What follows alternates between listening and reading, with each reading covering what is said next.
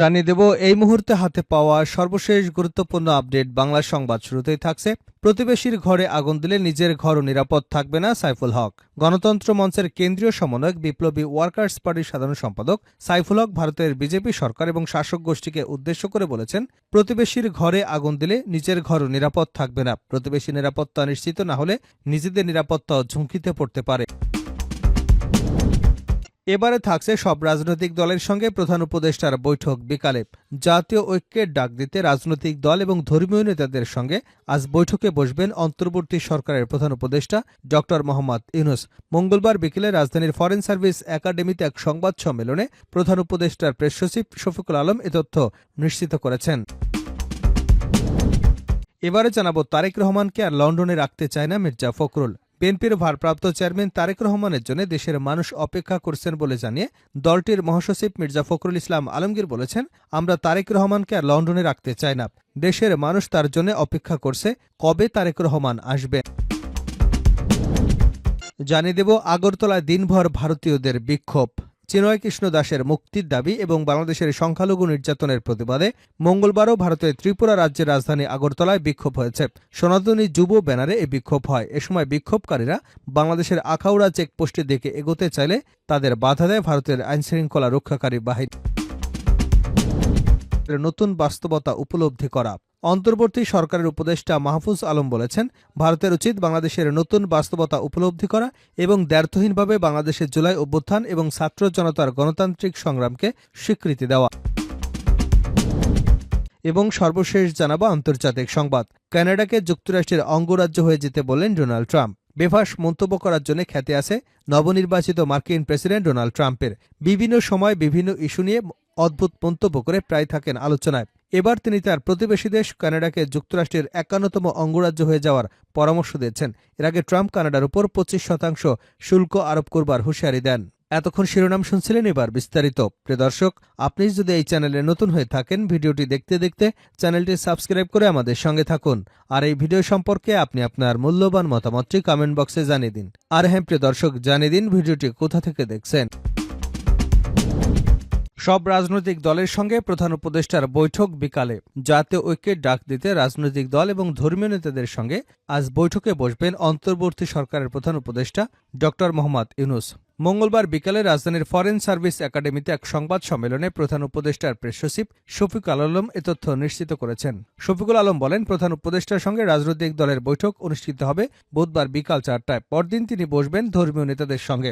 এর লক্ষ্য ঐক্যের ডাক দেওয়া। অবশ্য এর আগে মঙ্গলবার ছাত্র জনতার সঙ্গেও বৈঠক করেছেন প্রধান উপদেষ্টা।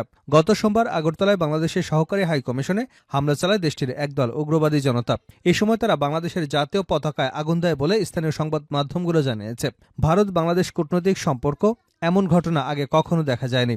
এ ঘটনায় সোমবারই ক্ষুব্ধ প্রতিক্রিয়া জানিয়েছে বাংলাদেশের পররাষ্ট্র মন্ত্রণালয়। মন্ত্রণালয়ের এক বিবৃতিতে অভিযোগ করা হয়, পরিস্থিতি নিয়ন্ত্রণে আইনশৃঙ্খলা বাহিনী যথেষ্ট তৎপর ছিল। এদিকে হামলার ঘটনায় দুঃখ প্রকাশ করেছে ভারতের পররাষ্ট্র মন্ত্রণালয়।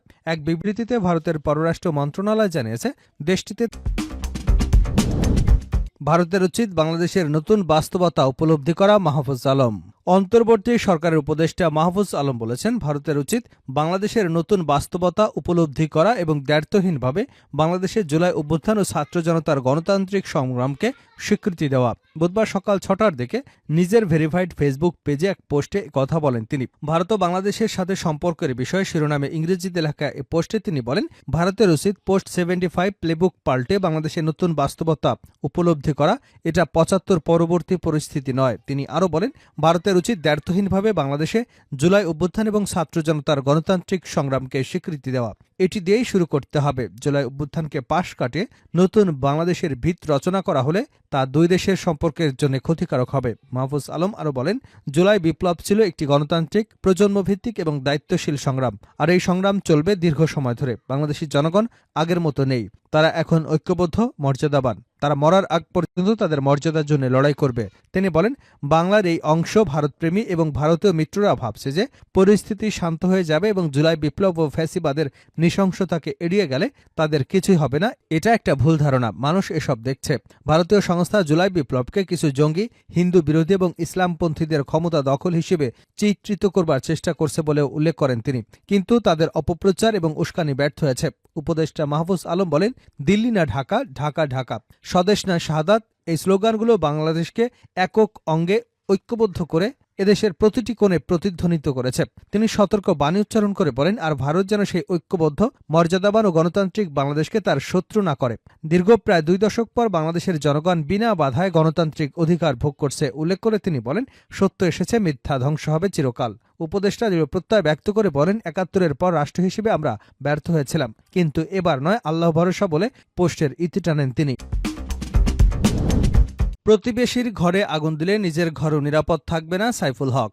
গণতন্ত্র মঞ্চের কেন্দ্রীয় সমন্বয়ক, বিপ্লবী ওয়ার্কার্স পার্টির সাধারণ সম্পাদক সাইফুল হক ভারতের বিজেপি সরকার এবং শাসক গোষ্ঠীকে উদ্দেশ্য করে বলেছেন, প্রতিবেশীর ঘরে আগুন দিলে নিজের ঘরও নিরাপদ থাকবে না। প্রতিবেশী নিরাপত্তা নিশ্চিত না হলে নিজেদের নিরাপত্তাও ঝুঁকিতে পড়তে পারে। তিনি ক্ষোভের সঙ্গে বলেন, শেখ হাসিনার পতনকে ভারত যে নিজের পরাজয় হিসেবে মনে করছে বিজেপি সরকার এবং উগ্রবাদীদের বাংলাদেশ বিদ্বেষী কর্মকাণ্ড তারই প্রমাণ।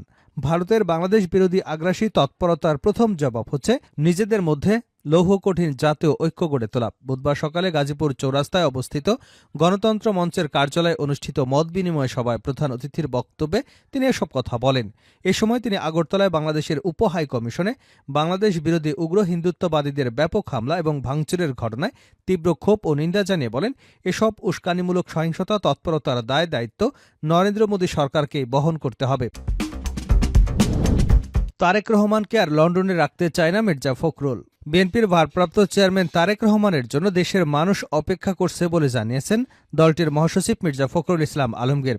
আমরা তারেক রহমানকে আর লন্ডনে রাখতে চাই না। দেশের মানুষ তার জন্য অপেক্ষা করছে কবে তারেক রহমান আসবেন। মঙ্গলবার স্থানীয় সময় সন্ধ্যা ৬টায় লন্ডনে আয়োজিত এক সমাবেশে এসব কথা বলেন তিনি। মহান স্বাধীনতা দিবস উপলক্ষে এই সমাবেশের আয়োজন করে যুক্তরাজ্য বিএনপি। উপস্থিত নেতাকর্মীদের উদ্দেশ্যে ফখরুল বলেন, এখানে আপনারা যারা আছেন তাদের অনেকেই আজ ১৫-১৬ বছর ধরে দেশে যেতে পারেননি। যারা গেছেন জেলে যেতে হয়েছে। আমাদের অনেক সাংবাদিক বন্ধু আছেন, তারাও দেশ ছাড়তে বাধ্য হয়েছেন। বিগত সরকারের সমালোচনা করে তিনি বলেন, অন্তর্বর্তী সরকারের শ্বেতপত্র প্রণয়ন কমিটির চূড়ান্ত প্রতিবেদন বলছে, প্রতি বছর গড়ে প্রায় ১৬ বিলিয়ন মার্কিন ডলার অবৈধভাবে পাচার হয়েছে। চিন্তা করা যায়, একটা দেশের সরকার তার দেশের সম্পদ এইভাবে লুটপাট করে নিয়ে যেতে পারে। এই লন্ডনেও সরকারের মাত্র একজন ব্যক্তির ৩৬৫টি বাড়ি রয়েছে। তিনি আরও বলেন, সব প্রতিষ্ঠান তারা ধ্বংস করে দিয়েছে, নির্বাচন ব্যবস্থা ধ্বংস করে দিয়েছে, তিনটি নির্বাচন জোর করে দখল করে নিয়েছে। ভারত প্রসঙ্গে বিএনপির মহাসচিব বলেন, ভারত অহেতুক মিথ্যা বলে বাংলাদেশের মানুষকে বিভ্রান্ত করবার চেষ্টা করছে। আমাদের আগরতলা কনসুলেটে হামলা হয়েছে, কলকাতায় হামলা হয়েছে। তিনি বলেন, আমাদের অত্যন্ত সতর্কতার সঙ্গে আগামীর সময় পার করতে হবে। প্রত্যাশা থাকবে, ভারত অতীতে বাংলাদেশের জনগণের সঙ্গে যে ভুল করেছে সেটাকে তারা কাটিয়ে ওঠার চেষ্টা করবে, পাশাপাশি বর্তমানে যে কার্যকলাপ করছে তা বন্ধ করবে।